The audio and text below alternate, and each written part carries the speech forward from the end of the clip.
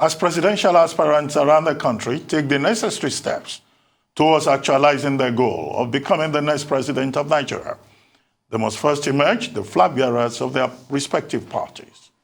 With the price of nomination forms still causing a major uproar in the country, this hasn't stopped aspirants from securing nomination forms with the help of support groups backing them to run.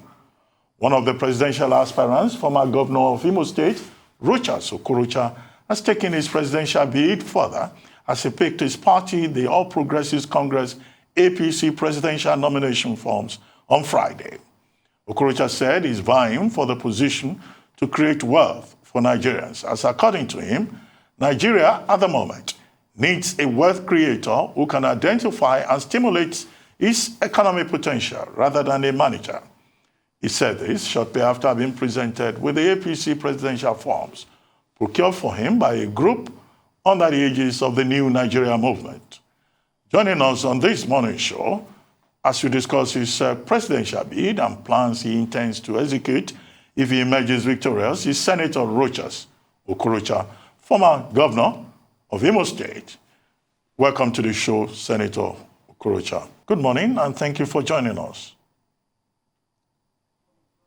Thank you. Good morning, Ruben. Yes, thank you for joining us. Well, quickly, you have shown interest in the presidential race 2023, and you've been quoted in the papers saying that you want to focus on wealth creation, that your plan is to put in place a pro-people government, and also to solve Nigeria's fiscal crisis.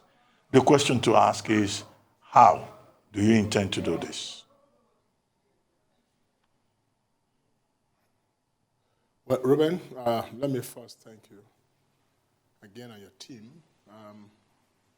You agree with me that being a Nigerian president, 2023 is a very, very serious business. And it's something that we must have the best of our best under the ugly situation which our condition points out to us. I have declared my interest to run for the president, and I have also acquired my farm as a demonstration of my seriousness and my commitment to serve my fatherland.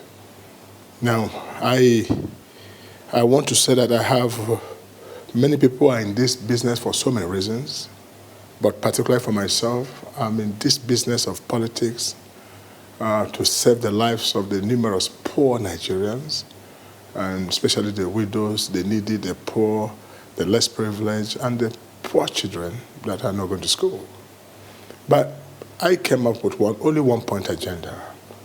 As you're aware, that most people have many agendas, but I have only one-point agenda because of my identification of what is actually the problem of our country, and that's lack of wealth creation.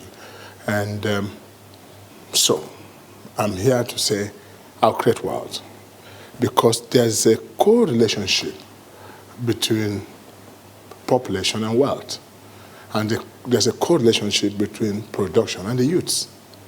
Once you understand this, then you now know that you understand the disease and not the symptoms of the disease, which is being propagated by most of those aspiring to hold this office. Nigeria has no problem other than one: they have insufficient fund. They don't have enough money, and their comatose resources has not been activated to engage our youths for the productive sector of our economy, period. And that's what is called the wealth creation, summarily speaking.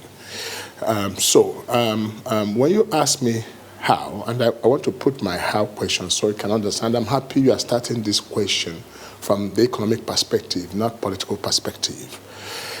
Now, understand that Nigerian budget as of this year is about 16 trillion, which is about $29 billion.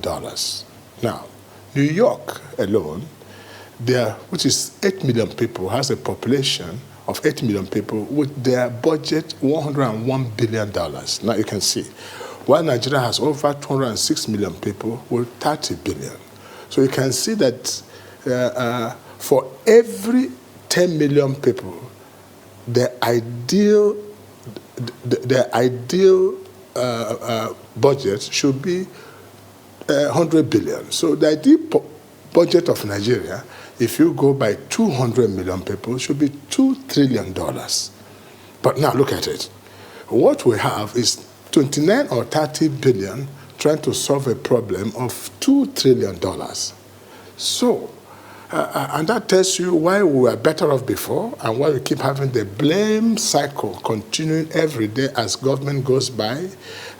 Yesterday it was Buhari, President Jonathan blamed. Today you are blaming another president. Tomorrow another president. Because, let me tell you, there is insufficient funds. So, and how would you do this? Until you're able to create this wealth, and how do you create wealth? God has given to every society of mankind a measure of wealth. Now, the population and the world, especially now the active youth, are those that are supposed to participate in the creation of this world.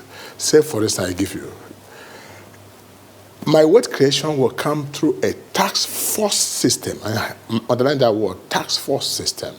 Because there's no state in this country that doesn't have a measure of wealth that God has given. This is a free gift of nature. But ignorance has led for us to allow our wealth not properly managed. You can create wealth. This land that we step on is what? Last time I remember I talked to a young lady, Tundun, about how to make money. And I said, and we laughed over it, but that's a serious business. Let me tell you, there's nothing you can do other than when you activate these commodities resources into a productive sector of the economy to engage the youth and make money for the country. If Nigeria has $2 trillion today, this whole insurgence, this whole crisis you see, banditry, will disappear. And there's a correlationship between productive sector of economy and the youth. Those actively involved in productive sector of the economy are not the elderly, they're not the children, they're the youth. And the youth must exert their energy positively or negatively. If you don't engage them, then that's what is called a crisis. So it's like seek ye first this wealth creation, making more money for this nation, then every other crisis will give way. Well, thank you, Senator. I'm glad you remember. I'm still waiting for those tips that are going to make me, I don't know, fantastically wealthy or what have you. But now you have to seek first your party's ticket before you get the chance to implement your policies. There's been an expression of outrage from some quarters about APC's plans or alleged plans to throw open the presidential race and jettison zoning, specifically to the south. What's your reaction to this?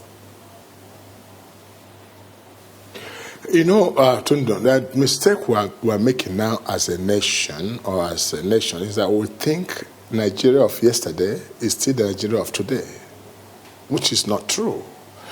People are wiser now, and they understand the importance of politics and those they allow to handle the affairs of the nation. So the story is not the same. Before, you can get away with politics of sentiments. I'm a Muslim, I'm a Christian, this is my tribe, I'm Igbo, Hausa, or Yoruba. This had worked in the past. But I think speaking to most of the delegates and those who will determine this 2023 primaries, I think they are wiser because some of them have been in this game for many years and see that they have nothing to show for it. So this time is an eye-opener. So it's not absolutely correct to think that picking of the ticket is just on those sentiments. I think people are wiser now, and I think we're going to have what is called a free and fair election because people will be allowed to express themselves. Now, what I thought organizations like you should be doing is to teach the people the importance of that card or that delicate tag or that PVC they have, the content of it. Until people understand the content of this small card or tag they wear during primaries, to understand the security of their life, the future of their children, everything in life, health, transportation, lies on that small card, then they will no longer joke with it. They don't understand the value. And that's what I plead with all the television stations to let people understand. So when you talk about voting a president, it's a serious matter. So it's somebody that you're going to surrender your whole life to and say, please manage my life, manage my well-being. So you don't joke with it. So party tickets will not come the way people used to think it would come, where people will now sit down and maybe conspire and say, this is who we want and that's who I want and everybody should follow. I don't think it worked out this time. Right, Senator Rochas Okorocha, I'd like to ask you, you talk a lot about wealth creation. I'd like to ask you, how much wealth did you create when you were governor in Imo State? Because the last time I checked, as of 2017, when you were governor, unemployment rate was about 50.56%. A lot of Imo people are complaining of hunger and poverty. So how much wealth did you create with a large unemployment rate under your watch of 50%? In fact, about 4 million people in Imo, half of them had nothing to do while you were governor. You're talking about national wealth creation. So I'd like to know how much wealth you created in Imo State. Rufai, you are not absolutely correct. You're not absolutely right. The statistics you are providing is not of Imo State. No, it is of Imo State. According to the National Bureau of Statistics, you can go check it up. 2017 data of Imo State, unemployment rate 50.56%. I can give you what I have. Go check it up, sir. National Bureau of Statistics. Okay, you have to check what period of time was that. That was in the year Definitely 2017. the statistics sir. I have. Okay. Now, let me tell you what I have. At my time, poverty rate dropped from 35% to 19%. No, I'm saying unemployment rate, sir. Unemployment rate. Yes. So on unemployment rate, I can get you that. I engaged, maybe the way to ask you is that what was the unemployment rate before I came in?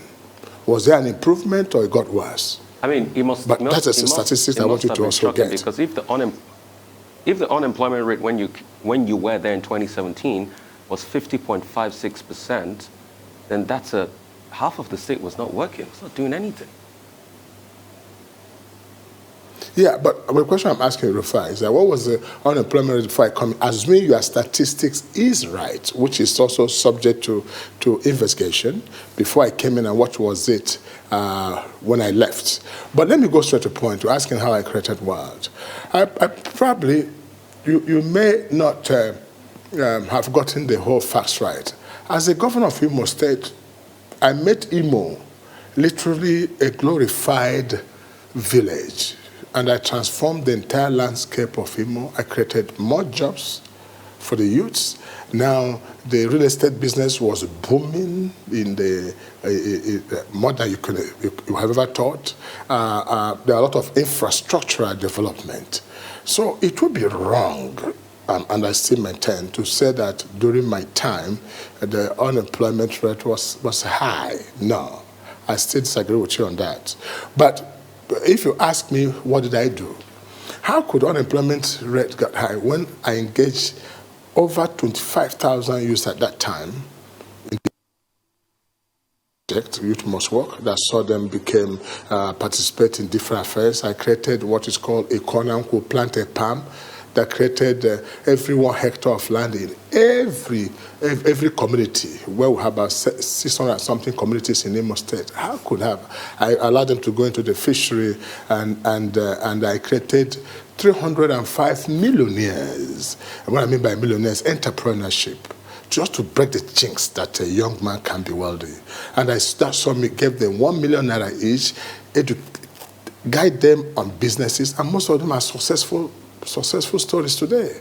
So it would be, Rufai, I must say, it would be absolutely wrong, because Imo was at its best during my time. And that would be a testament, or justified by the fact that during my 8 years in office, insecurity was very low. There was peace. So if the youth were not engaged, how come it was peaceful? Because that's only evidence. So I really want to still take up on that, because Imo saw what is called development, and people were engaged. Look, let me give you one statistic. During my time, Dangote Cement said if all the entire cement sold in the southern part of the country, Imo had the highest. If you compare what it is, Imo had the highest. And that means the tipper drivers were engaged, the people selling cement, nails, everybody was busy in Imo. Imo became beehive of activities. Remember, Owerri was one of the fastest growing city in Nigeria, outside Abuja and Lagos, during my time. Real estate became the order of the day. So, and there was what is called free education, which I introduced, where from primary to university. And then so ordinary widows, poor people who couldn't afford children to go to school now save those little 15,000 or 10,000 they pay to take care of their family because government had offered free education.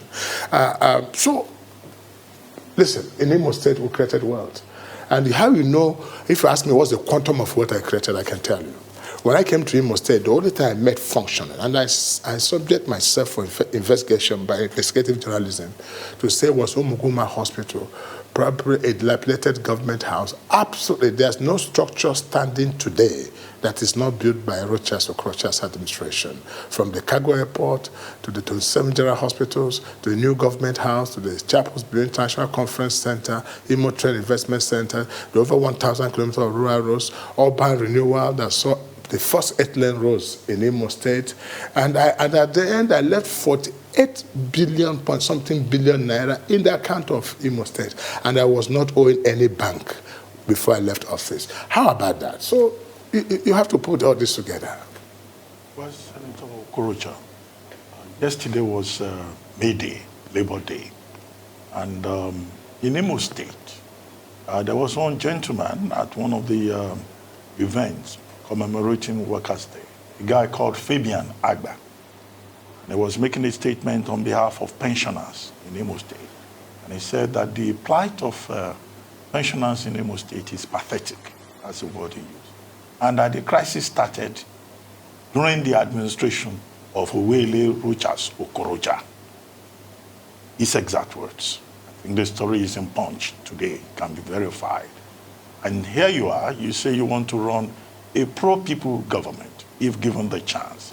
If you didn't pay pensioners their gratuities when you were governor, what is the guarantee that you will even remember any poor person if you were to become president? Okay, and whoever said that is absolutely right. The situation of pensioners in Imo State is quite pathetic, and I agree with him. But when I came in as a governor, I cleared off 12 years of pension liability on the states when I came in. And at that day was a major event at the Dananyam Stadium, when I think I approved about several billions of naira to pay for the pension. And they became my friends and they became some of my greatest fans, the pensioners. And I even built a home called the Aged Home for them, center for them, where they could go for their recreation and everything. That is the truth. But you know what happened, Ruben? And Imo didn't have a proper statistics of pensioners in Imo State. And then later, we now realize that most of the people, when Imo and Abia were like one state, most of the people that are working in the government were from Imo State. So when they separated, all those pensioners became a responsibility of Imo State government. And that 5 years expired, or what, I don't know what it's called, the pension now, came up during that by 2011, 2012. And that's why we saw a skyrocketing of the pension bill from what we thought was 200 and something million to 1.3 billion naira.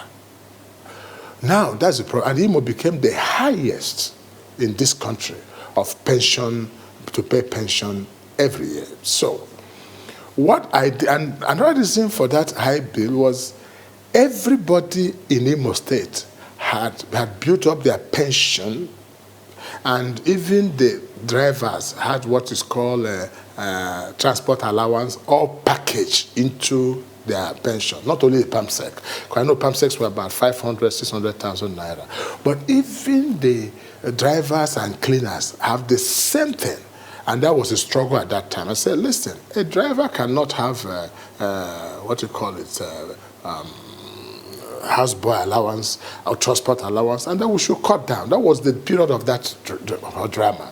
And within that period, I remember there was a time I released about 9 billion naira and paid most of them, and some of the pensioners refused and said, listen, look, we can't have part of our pension and all that. That was when the drama started in Imo State about pension.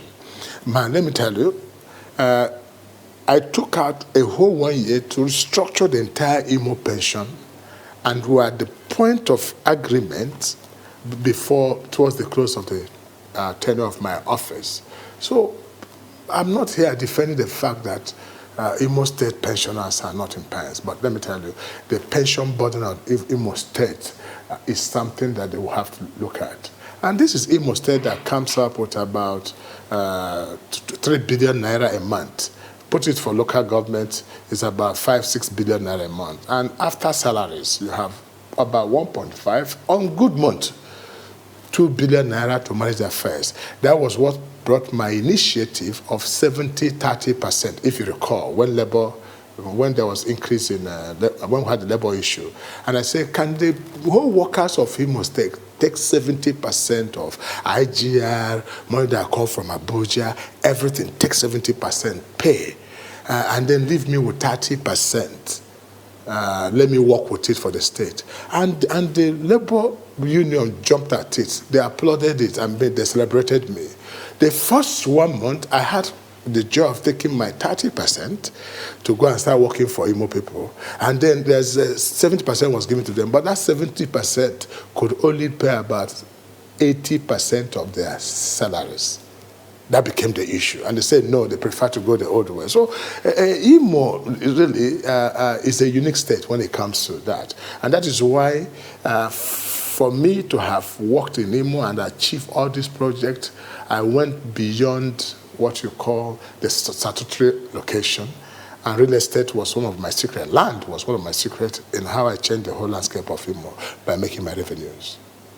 I want to go back to politics, which is exactly what this whole conversation is based on. Because again, if you don't scale that hurdle of the primaries, then it's all a moot discussion. The Southeast. Is there any work towards having a consensus candidate from the Southeast, given that each state of the Southeast has had a presidential aspirant emerge? Well, now Abia State, Senator Rochas Okorocha has withdrawn from the race if it's not zoned to the Southeast. But then there's so many, it's a crowded field from the Southeast. Is there any work done on getting that consensus? And in your state of Imo, what are your chances with your Imo delegates, given the frosty relationship between you and the current governor, Hope Uzodimma? Well, let me take your question from, there are 3 questions.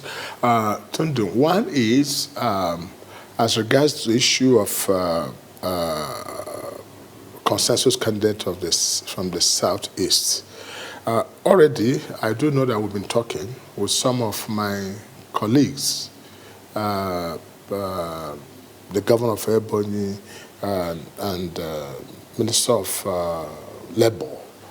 And we have seen the reason after that meeting of Southeast quest for presidency. We've seen the reason that we must work together. But of recent, some other people have declared, Ken Emmanuel, Boniono, Emeka Nwajuba, so many people have declared. And at a point, I think the Igbos will come together. If the only offense that we have committed is that we're not together, we want to dramatize it to the world to say, listen, we can come together. But coming together does not mean that we shall, this one will step down for this. That might come, but I don't see that coming in the next few days.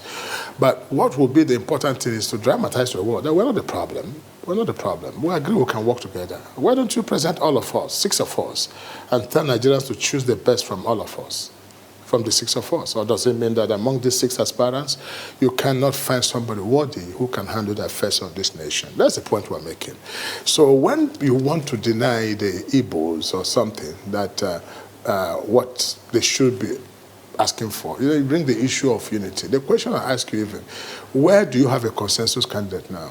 Do you have consensus candidate in the Southwest? I mean, I know Asuwaju is running, VP is running, Amusin is running, Fayemi is running. I don't know about, many people are going to come out there. They're going to have consensus. Why is it always particular about the Southeast and this issue of not coming together? Well, because our guest this morning is you, and you're from the Southeast. I wouldn't be asking you about whether there's a consensus candidate from the Southwest. If we had a guest from the Southwest, then I would. No, but the point I'm making is, it's same thing. It's same thing. If there's no consensus anywhere. Why must it be particular with the Southeast? That's the point I'm saying. But you know why I'm making that point? It's been this orchestrated argument that the Igbos can't be together. That's they can't bring one aspirant. Another thing, they say the crisis in Igbo land is the reason. I mean, which section does not have the crisis? This should not be given. Igbos, the point is that Igbos have capable people. They have intelligent people who can handle the affairs of this nation.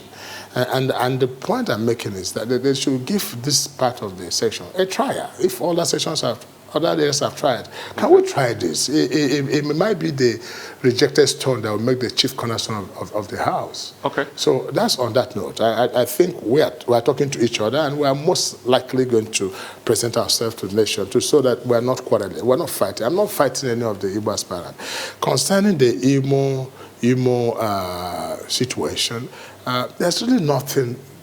I don't know of any Imo delegate that will not support me. I don't know about Imo, unless the person is not from Imo State. I mean, naturally they will support me. What you consider the rift between the governor, isn't that enough reason to say that, look, the delegates will not support? Because they're also thinking beyond these policies to how it benefits them as a person and benefits this nation. Okay. Okay, because of time, I'll give you more data now, Senator Okorocha. The time you said that Imo experienced a boom, the economy was doing well under your time, do you remember that as of 2018, just a year before you left office, your state, Imo State, was one of the worst states in terms of internally generated revenue? In fact, you were taking, according to the stats by NBC here, your state, Imo State, was taking 85 billion in FARC and only generated 6.8 billion in terms of internally generated revenue. So how was it that you were creating wealth when your internally generated revenue was one of the lowest in the country? How?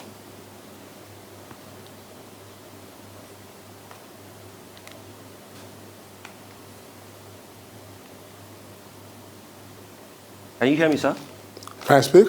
I Yes. can hardly hear. So I was saying you that broke up a when bit, you said but I Imo got to the State point was- where you said about 88 something billion. So you were taking FAA, 85 billion. All right? I think for... It's what? So the number I'm particular about here is the 6.8 billion you were generating in internally generated revenue, which is said to be the lowest in the country. But one of the lowest in the country as at then. But you claimed that you created wealth that period and there was a boom in Imo State. So I'm asking, how can you have a boom and create a lot of wealth and yet your IGR was quite low? I just want to know what happened. Okay, the 85 billion you're talking about, is it 85 billion for what period of time? No, is that it's a year cumulative. or what is it, the 85 billion you mentioned? So we can put this right. Nullify the 85 billion. That's just in comparison to FAA.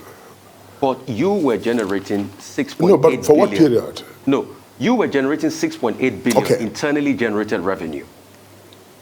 But I'm trying to ask you that if the 6.8 billion you were generating in IGR was one of the lowest in the country, and you claimed that you were creating wealth in the state, so why was your IGR low while you claimed you were creating wealth in Imo State? This was 2018.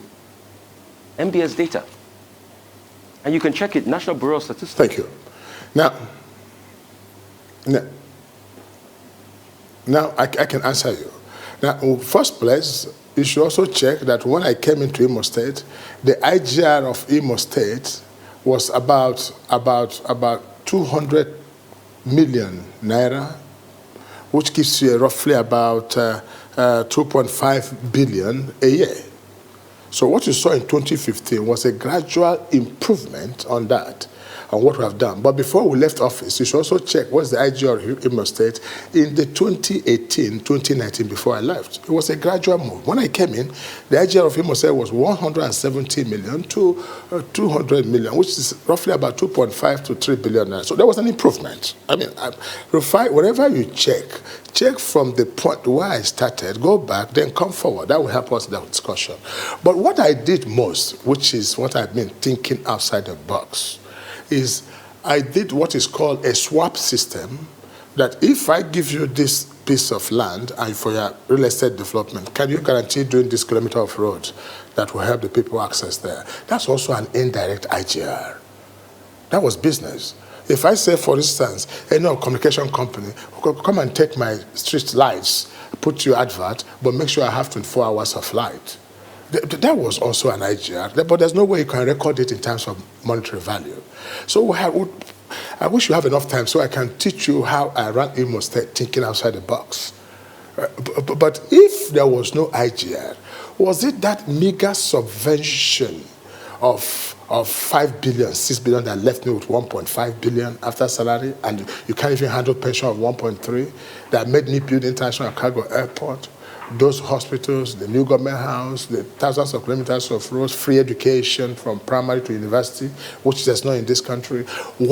How then do you come with that? You see, what is this? And I'm happy you are talking about this Bureau of Statistics. Also check in 2016, 2018, you find out that Bureau of Statistics and Transparency International check the statistics and adjudged Imo State as the least corrupt state. In fact, literally with no corruption. But today, I'm being investigated for corruption. So these statistics, you have to really manage them properly. There are yardsticks for statistical things, but I must assure you that Imo saw its best development during that. People came to start building estates. They could do something for the state, but don't give me the money. Don't give me the money. Do something for the state. Well, Senator. In fact, I went to a point to create jobs. I said, if you can take 200 people out of the city and give them a job, don't pay me your tax. Hold your tax. But put my children to work. Well, Senator, you know, so there are many programs the point about real estate has been well made. But before we go, because we have just about 2 minutes to go, there's this story, front page of Vanguard. Oh, there. It says 2023 presidency, anger as APC, PDP, more ceding tickets to North. And there's a story in which you were quoted as saying you don't believe in this idea of zoning the presidency to the southeast. So are you opposed to the idea of Igbo presidency? You have no objection to the political parties throwing the race open? Briefly. Well, I think I must be quoted out of context. People should, what I said is that people may argue that zoning is not democratic, which I agree with them, but we're talking about equity and justice. Now, these are two different things. I never said that it should not be zoned to the southeast. You know, of course I wouldn't say that. But I've always said that for those of them that make argument that it's undemocratic, they should also that you have to have a nation first. You have to have equity and fairness and justice before you can talk about democracy, because democracy cannot stay on nothing. Because you can make argument that population, majority will have their way and minority will have their say. These are common terminologies. But majority will have their say, minority will have their way, and minority will have their say only where, first of all, there's justice and fairness and equity. So those are two things I'm talking about. And talking about the Southeast, believe me, for me, I think I have a feeling that would be the best thing that will happen to this country, bringing somebody from that side, and not just bringing somebody that can unite this country from southeast, somebody that the north controls, somebody that the southwest controls, anyone can believe, and somebody who can create wealth, somebody who has a business background, who can create wealth for this nation. Because if you look at all that, most of our aspirants, and this is where I want Ruben, I wish you people can help this nation by really bringing the facts to bear is that you have to begin to check the antecedent of people who want to lead this country. You sweep this under the carpet. You can't give what you don't have. If you have not able to make wealth for yourself as a person before coming to government, you are simply a government pekin, and you can't give what you don't have. So look at people's antecedent. Till today, I've been making argument, not just from the Southeast perspective. I've been saying to you, for crying out loud, Ruben, you have 14.5 million out-of-school children. Who do you think among all these aspirants can fix it? If Rochas has done that from foundation with over 25,000 kids, if I introduce free education in Imo State, who do you think qualified to solve this problem? Who do you think can create this world? All right, Senator Rochas Okorocha. I'm not talking about managers. I'm talking about somebody who can change narrative. So check track record. All right, Senator, thank you so much for your time, and thank you so much for being our guest this morning.